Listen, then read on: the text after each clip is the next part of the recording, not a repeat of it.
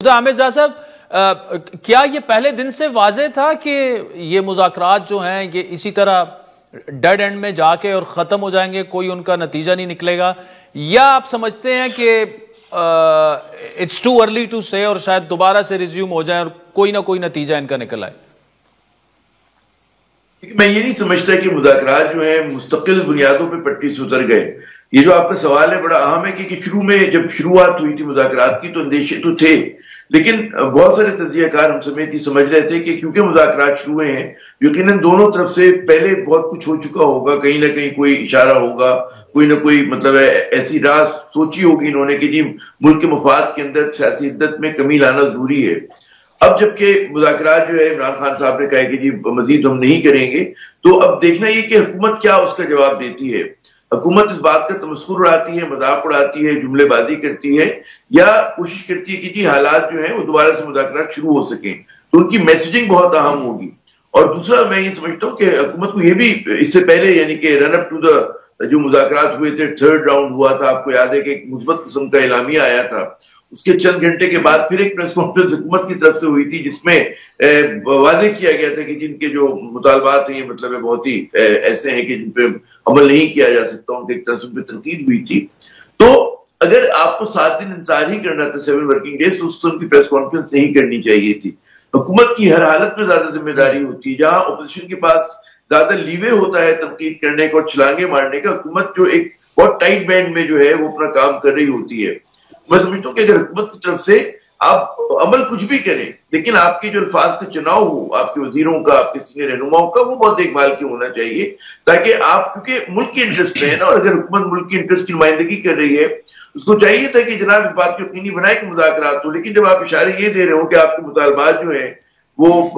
मतलब अगर लफ्ज इस्तेमाल करने से जो जिस निकलती कि बड़े अहमकाना है और नाकाबिल अमल है, ना इन पे कमीशन बन सकता है, ना कुछ हो सकता है, और उसके बाद फिर एक और सिग्नल दिया जा रहा हो जब आप लोगों ने एक और मीटिंग कर ली कि नहीं जी अब हम रिव्यू करेंगे, फला करेंगे, तो हुकूमत की तरफ से भी मुतजाद इशारे मिले। और हमें पता है कि पीटीआई जो है वो एक जारहाना उसका तर्ज सियासत है, और उसको किसी न किसी किस्म की लाइफ लाइन की जरूरत थी जहां पर हुकूमत दे सकती थी अच्छी बात करके, बेशक वो गुड़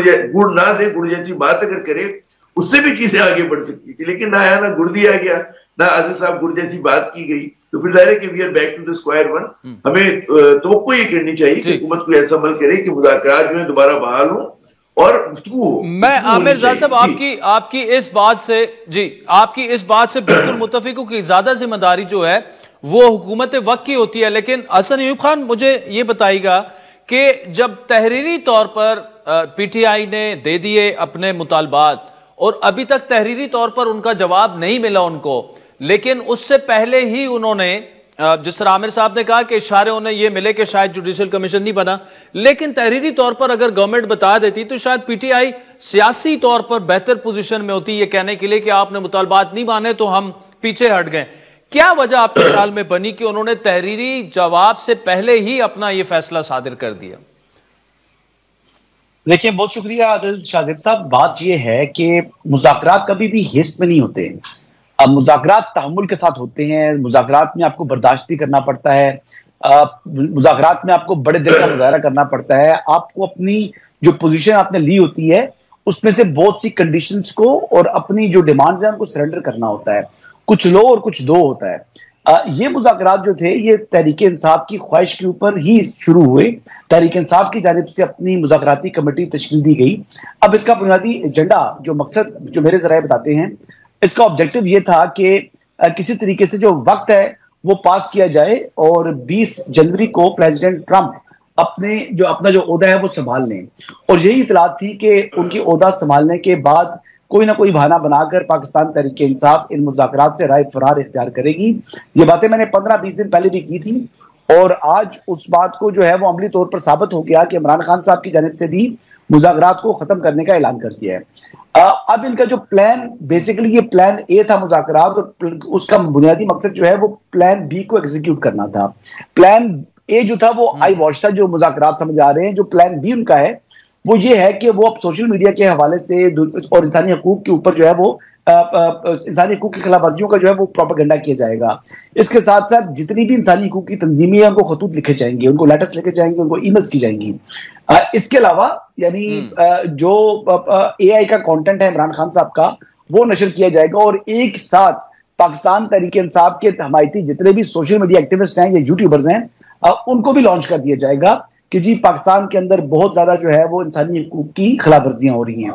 अब देखिए कि कल कुछ जो यूट्यूबर हैं पाकिस्तान तहरीक इंसाफ के हमायती उन्होंने भी अमरीकी जो है वो पार्लियामेंटेरियन को के सामने जो है वो शिकायत लगाई। अब इसका ऑब्जेक्टिव क्या है, ये क्या वो हासिल कर पाएंगे, क्या दुनिया पाकिस्तान को कटारे में खड़ा करेगी कि देखिए ना इंसानी हकूक की जितनी खिलाफ वर्जियां फलस्तीन में हुई हैं उनसे मुतल्लिक तो हमारी पाकिस्तान तहरीक इंसाफ के जो मोहब्बत पाकिस्तानी और मुसलमान है इन्होंने कोई काम नहीं किया, लेकिन पाकिस्तान को बदनाम करने के हवाले से और सिर्फ लफाजी की हद तक इंसानी हकूक की खिलाफ वर्जियों का जिक्र किया जाता है और बार बार दोहराया जाता है। कोई एविडेंस इनके पास है नहीं, लेकिन हाँ इससे क्या हासिल होगा, इससे पाकिस्तान की बदनामी इनको हासिल जरूर होगी। अमली तौर पर पाकिस्तान के खिलाफ कोई कार्रवाई मुमकिन नहीं होगी, लेकिन वही बात है कि अपने पेट से खुद ही पर्दा उठा रहे हैं और वो भी बुनियादी तौर के ऊपर जो है वो हकीकत के बरक्स होगा। अभी इसी वजह से जो इन्होंने कंटेंट लेकर आना है, इसी वजह से हुकूमत ने भी ये जो पीका जो ऑर्डिनेंस है पीका एक्ट में तरमीम ले आई है। अब वजह क्या है कि जनाब जो अब खिलाफ वर्जी करेगा उसको गिरफ्त में लाया जाएगा, और जब ज्यादा वक्त नहीं है अब ये जो एक रेगुलेटरी अथॉरिटी बनाई जा रही है ये भी फौरी तौर पर जो है इसको नाफ्जुल अमल कर दिया जाएगा। इसके 5 दफातर खोले जाएंगे, इसका मरकजी दफ्तर इस्लामाबाद में होगा, और इसमें जो इस कमीशन की जो पीका रेगुलेटरी अथॉरिटी कमेटी होगी इसके 9 अरकान पर ये मुश्तमिल होगी, और इसके अंदर जो सेक्रेटरी इंटीरियर हैं, chairman PEMRA, chairman PTA, software engineer, वो सारे इसमें शामिल होंगे, लेकिन जी ठीक है। लेकिन अगर तो प्रोपेगेंडा और फॉल्स प्रोपेगेंडा और फेक न्यूज के लिए रेगुलेटरी कमेटी और अथॉरिटी इस्तेमाल होती है तो बिल्कुल हम सब भी साथ देंगे, लेकिन अगर आजादी इज़हार राय पर कर्ब्स लगाने के लिए और उसे दबाने के लिए आमिर साहब अगर इस तरह के इकदामात इस्तेमाल हुए तो जाहिर बात है फिर उसके खिलाफ आवाजें भी उठेंगी। जो हसन बात कर रहे हैं आमिर साहब, अगर PTI की स्ट्रैटेजी यही रही जो कि 2-3 माह पहले तक थी, अब थोड़ा से मामलात उनके काम डाउन हुए, लेकिन दोबारा से अगर उसी तरह सोशल मीडिया और यूट्यूबर्स और मतलब फेक न्यूज फैलाना और उस तरफ चले गए तो उससे पार्टी को फायदा होगा या नुकसान होगा? देखिए पार्टी को कहते हैं ना फायदे नुकसान से कतई नजर। बात ही कि अगर हुकूमत को इल्म है कि जी PTI हिकमत अमली अपनाएगी तो मुझे ताज्जुब हो रहा है कि हुकूमत जो है उनके काम को आसान बना रही है। इस तरह का मुतनाज़ा इन्होंने पीका के कवानीन के अंदर जो है तब्दीलियां की हैं, और ये मतलब 2016 से भी ज्यादा उसको हॉल्ट बना दिया। उसका भी तमगा या सेरा जो है नून लीग को जाता है और इसका भी सेरा उन्हीं को जाता है कि जनाब आपने जाहिर है कि आप फेक न्यूज के नाम पे आजादी इजहार पे कदगन। फिर एक सवाल और पैदा होता है, आदिल साहब आप मुझसे बेहतर जानते हैं, आप 21वीं सदी की शख्सियत हैं, कि 1960 के जहन में है ये लोग, ये समझते हैं कि पाबंदियां लगाकर और हम सोशल मीडिया को कर्व करके हम इसको काबू कर लेंगे। इन्हें दुनिया बदल चुकी है, 21वीं सदी है, ये डिस्ट्रप्शन का दौर है, AI का दौर है। आप पूरा जोर लगा लें हुकूमत पाकिस्तान, आप नहीं रोक सकते। फेक न्यूज से मुकाबले का तरीका ये होता है कि जो आपकी रियासत के अंदरूनी तजादात हो आप उनको दूर करें, ताकि जो लोग कुछ उसको कहते हैं ऑक्सीजन मिलती है झूठ को, वो ना मिले, और पाकिस्तानियों की जो अक्सरियत है वो आपके साथ खड़ी हो। अब जो पाकिस्तानियों की अक्सरियत जो है, मैं ये दावे के बेशक वो शदील मेमन कहते रहे कि मुजाहिरा किसी ने नहीं किया, लेकिन जब पढ़ा लिखा पाकिस्तान आपसे नाराज है, डायस्पोरा आपसे नाराज है, सहाफी जो है कौमी असेंबली का बॉयकॉट कर रहे हैं पीका के उसके ऊपर, तो फिर इसका मतलब है कोई फंडामेंटली कोई बड़ी गलत चीज कर रहे हैं आप लोग। बजाय इसके कि आप पाबंदियां लगाएं, आप उन मसाइल को दूर करें कि जिनकी वजह से आप पे तनकीद होती है। ये समझते हैं कि जी अच्छा, फिर आप ये देखिए कि बैनुल-अक़वामी सतह पर EU के साथ आपने मुआहिदे कुछ किए हुए हैं। अमेरिका में आप देख लें कि ट्रंप का जो है, ट्रंप AI से बड़ा डिस्ट्रप्टर साबित हो रहे हैं, वो चीजों को बदल रहे। अपने मुल्क में उन्होंने सेंसरशिप का खात्मा कर दिया। उनका जो एक बहुत ही क्लोज कॉन्फिडेंट है इलॉन मस्क, वो एक्स को ओन करता है जिसपे आपने पाबंदी लगाई हुई है, तो आप वो तमाम काम कर रहे हैं कि जिससे पाकिस्तान को नुकसान हो। बजाय इसके कि आप खुलापन लेकर आए, आप जमहूरियत लेकर आए, आप इंसानी हकूक लेकर आए। और कौन कहते हैं कि इंसानी हकूक की पामाली नहीं हो रही है? ठीक है, हम इजराइल की मिसाल नहीं देते मैं बतौर सहाफी, लेकिन हम अपने मुल्क में जो इंसानी हकूक की पामाली हो रही है, इसका मतलब ये नहीं क्योंकि इजराइल ने उससे बड़ी की है तो मैं पाकिस्तान के ऊपर बात ना करूं, मैं तो करूंगा।